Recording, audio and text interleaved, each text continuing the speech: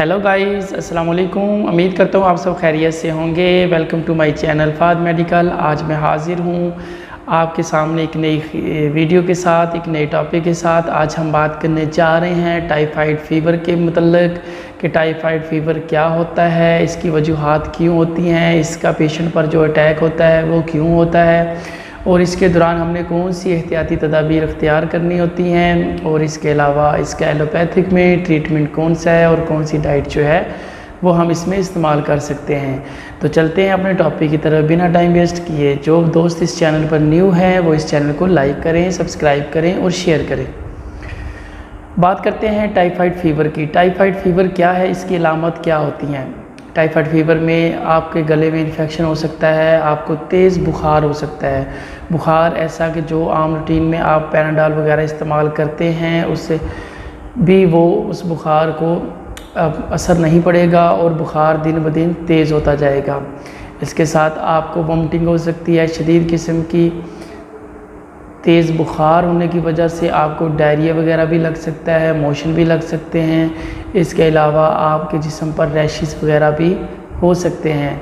ये थी टाइफाइड बुखार की अलामात। अब टाइफाइड बुखार में कौन सी एहतियात करनी होती है और कौन सी जो है वजूहात होती हैं जिनकी बिना पर टाइफाइड बुखार जो है ये आम इंसानों में स्प्रेड कर जाता है।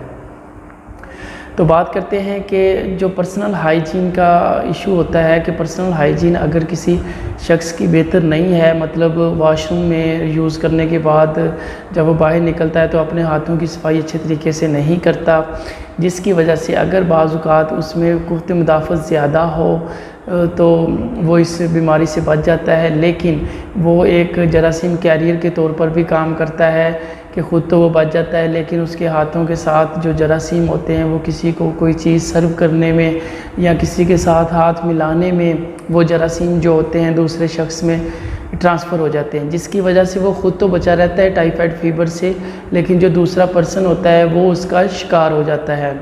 तो लिहाजा जो पर्सनल हाइजीन होती है उसका एहतियात करना नहायत ही ज़रूरी है। यानी आप अपने हाथों की सफाई रखें, आप अपने नाखून काट कर रखें ताकि उसमें कोई किसी किस्म के जरासीम वगैरह ना हो। अच्छा, तो अब बात करते हैं कि और कौन से जो रीज़न्स हैं जिसकी वजह से टाइफाइड बुखार के बढ़ने का ख़दशा होता है। मिसाल के तौर पर अगर आप पानी जो पीने वाला इस्तेमाल करते हैं वो आपका गैर मौसर पानी है, उसकी वजह से भी आप टाइफाइड में मुब्तला हो सकते हैं।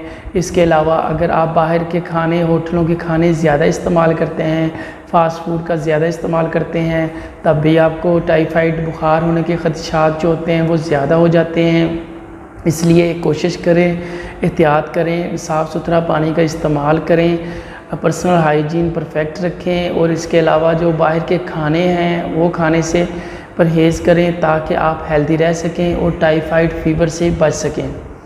अब बात करते हैं कि टाइफाइड फ़ीवर होने की सूरत में क्या ट्रीटमेंट चलता है और कौन सी इक़दामात करनी पड़ती हैं। जिस वक्त आपको टाइफाइड फ़ीवर हो जाता है, आप सबसे पहले अपने डॉक्टर के पास जाएं। डॉक्टर हज़रात आपको एक टेस्ट रिकमेंड करते हैं। जब टेस्ट होता है तो उसमें पता चलता है कि टाइफाइड जो है आपका किस स्टेज पर है और कौन सी जो मेडिसिन है या कौन सी जो इक़दामात हैं वो करनी है।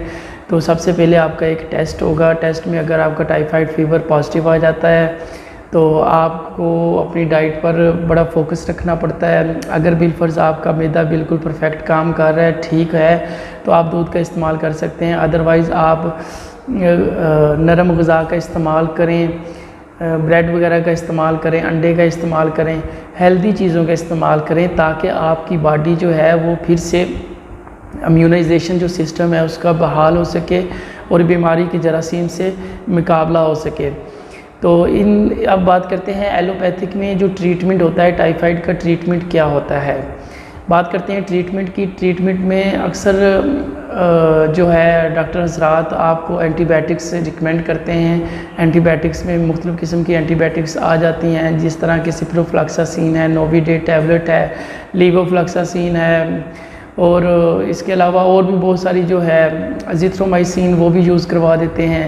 ये डिपेंड करता है कि आपके जो पेशेंट है उसकी कंडीशन क्या है। तो इसके साथ आपको जो टैबलेट वगैरह यूज़ करवानी होती हैं वो पैनाडॉल वगैरह का इस्तेमाल करवाते हैं।